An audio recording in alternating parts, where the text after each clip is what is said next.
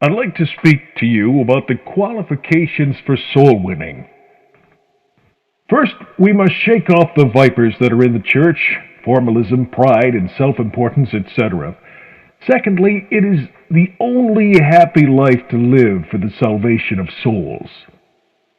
We must be willing to do little things for Christ. We must also be of good courage. And finally, we must be cheerful. God had no children too weak, but a great many too strong to make use of.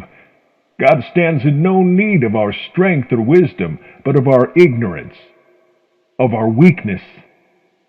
Let us but give these to Him, and He can make use of us in winning souls. And they that be wise shall shine as the brightness of the firmament, and they that turn many to righteousness as the stars forever and ever. Daniel 12:3. Now we all want to shine. The mother wishes it for her boy when she sends him to school, the father for his lad when he goes off to college. And here God tells us who are to shine. Not statesmen, not warriors, or such like, that shine but for a season, but such as will shine forever and ever, those, namely, who win souls to Christ, the little boy even who persuades one to come to Christ. Speaking of this, Paul counts up 5 things, 1 Corinthians 1:27 through 29, that God makes use of. But God hath chosen the foolish things of the world to confound the wise, and God hath chosen the weak things of the world to confound the things which are mighty. And the base things of the world, and the things which are despised hath God chosen, yea, and things which are not, to bring to naught things that are, that no flesh should glory in His presence. The weak things, the foolish things, the base things, the despised things, and the things which are not, and for this purpose, that no flesh might glory in His sight. All 5 being just such as we should despise. He can and will use us, just when we are willing to be humble for Christ's sake. And so, for 6,000 years God has been teaching men. So, with an ass's jawbone, Samson slew his thousands. Judges 15:15. And he found a new jawbone of an ass, and put forth his hand, and took it, and slew 1,000 men therewith. So at the blowing of ram's horns, the walls of Jericho fell. Joshua 6:20. So the people shouted when the priests blew with the trumpets, and it came to pass when the people heard the sound of the trumpet, and the people shouted with a great shout, that the wall fell down flat, so that the people went up into the city, every man straight before him, and they took the city. Let us work in His own way, and with His own instruments. Let us all rejoice that He should, and let us too get into the position in which God can use us. There is much mourning today over false isms, infidelity and the like, but sum them all up, and I do not fear them one half so much as that dead and cold formalism that has crept into the church of God. The unbelieving world and these skeptics holding out their false lights are watching you and me. When Jacob put away his idols, he could go up to Bethel and get strength and blessing. So will it be with the church of God. A viper fixes upon the hand of the shipwrecked Paul. Immediately he is judged by the barbarians, some criminal unfit to live, but he shakes it off into the fire and suffers no harm. And now they are ready to worship him, and ready to hear and receive his message. The church of God must shake off the vipers that have fastened on hand and heart too, ere men will hear. Where one ungodly man reads this Bible, 100 men read you and me, and if they find nothing in us, they set the whole thing aside as a myth.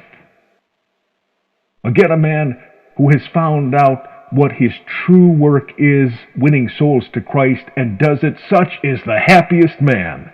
Not the richest are this, least of all those who have just got converted for themselves and into the church, lost what pleasure the world could give, and found none other.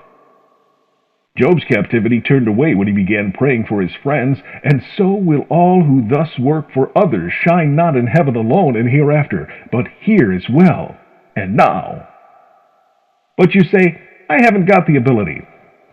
Well, God doesn't call you to do Dr. Bonar's work or Dr. Duff's work, else he had given you their ability and their talent. The word is, to every man his work. I have a work to do laid out for me in the secret counsels of eternity. No other can do it. If I neglect it, it is not true that some other will do it. It will remain undone. And if for the work laid upon us we feel we have not the ability or talent necessary, then we have a throne of grace, and God never sends unless that he is willing to give the strength and wisdom.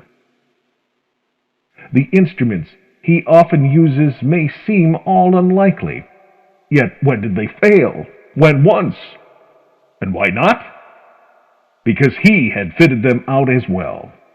He sent Moses to Egypt to deliver his people, not an eloquent, but a stuttering man. He refuses a while, at last he went, and no man once sent by God ever did break down.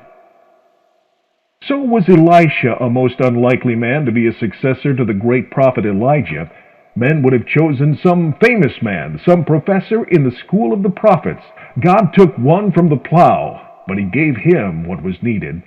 Elisha had to keep by his master to the end. But he received even a double portion of the Spirit, and if we want to get it, we too must keep by the Lord, nor ever lose sight of him. Should he, as Elisha, in one way or another try our faith.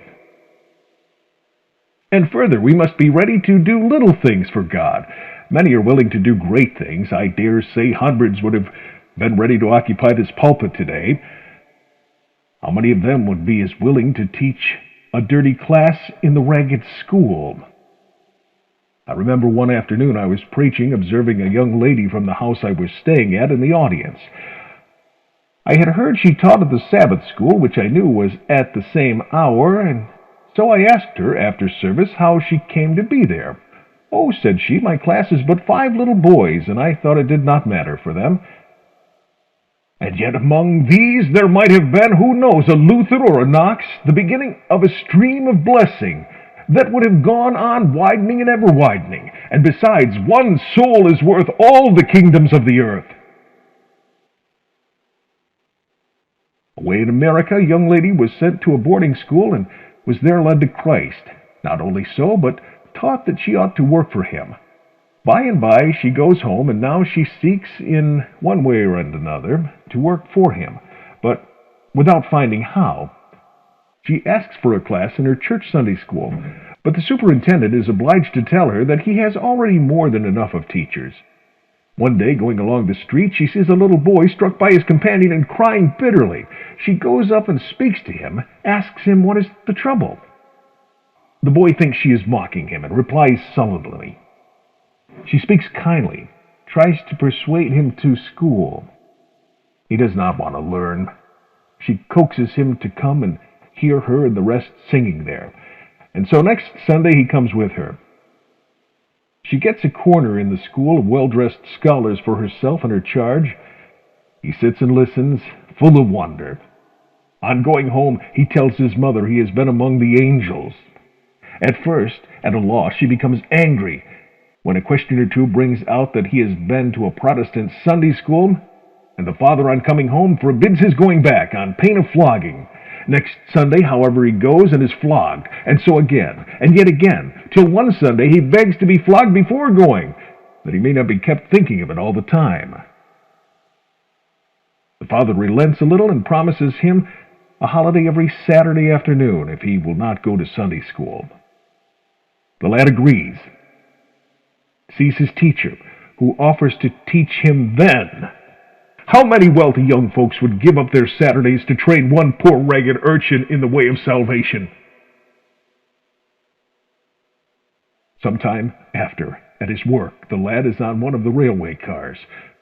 The train starts suddenly. He slips through. The wheels pass over his legs. He asks the doctor if he will live to get home. It is impossible.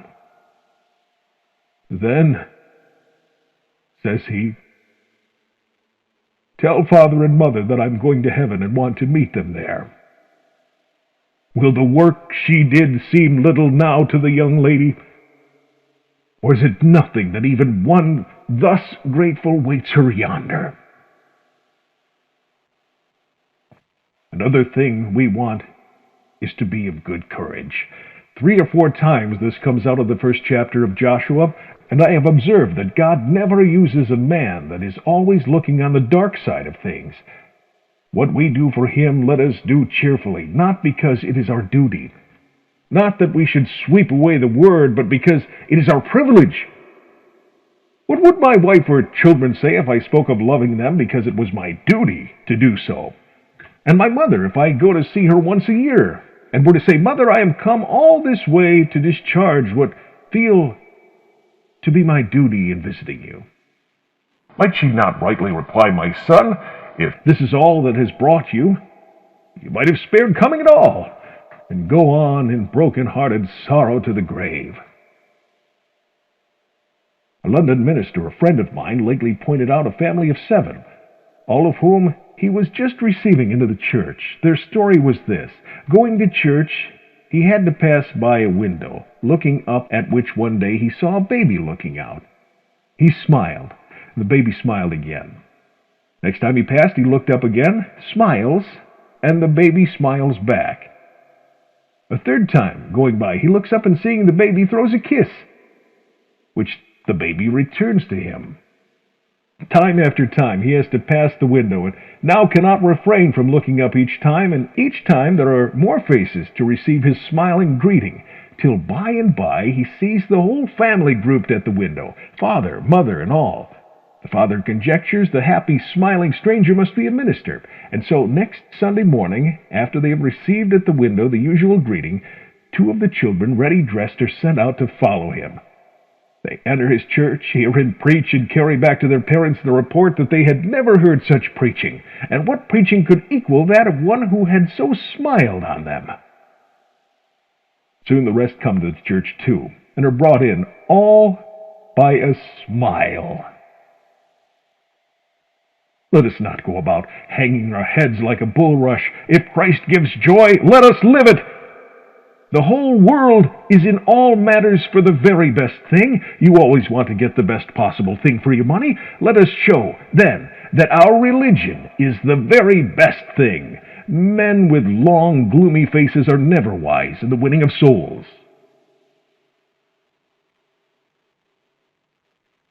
I was preaching in Jacksonville, and at the house in which I stayed, my attention was attracted by a little boy who bore a different name from the household, and yet was in all things and in all respects treated as one of themselves. To the other children he was brother, and they were brothers and sisters to him, and with them he came up to the mother for the same good-night kiss. By and by I asked the lady of the house who it was. She told me the father of the boy was a missionary out in India. Some years before, father and mother had come home with their 5 children to have them educated. After being home a short time, the father resolved to return to India, wishing to leave the mother with the children till their education should be finished. She wanted to go back with him. He opposed to it, saying it was hard enough for him to leave them, but for her it must be impossible. Still, she wished to go. She had received and been some blessing in India, and she would give up even all for Christ. Ultimately, it was arranged that the children should be received into their various families, treated as part of them, and that father and mother together should return. So with the boy, the mother came to this friend's and stayed a few days along with him. The night before she had to leave, sitting with the lady of the house, she told her how anxious she was that her boy should receive the impression that his mother had, for Christ's sake, cheerfully left him behind, and that for this end she wished to leave him without a tear at parting. The struggle this would cost the lady well knew, especially as the boy was of a peculiarly amiable disposition. Next morning, Passing the door of the mother's room, the lady overheard a sobbing, struggling prayer for strength to do what was on her heart to do.